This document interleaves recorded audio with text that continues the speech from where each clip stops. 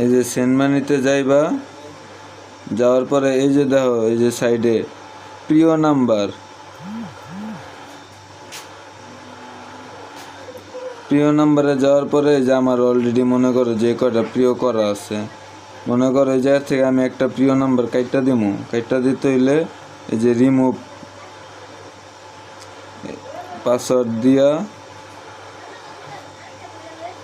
একটা কাইটটা দিলাম। এই যে দেখো নিচে অ্যাড, একদম নিচে ডান পাশে অ্যাডে ক্লিক করলাম, ক্লিক করে মনে করো এই জায়গা থেকে মনে করো যে কোনো একটা আমি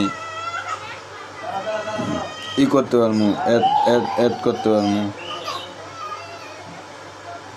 ঠিক আছে, যার নাম্বার আমি অ্যাড করতে চাই অ্যাড করতে পারবো।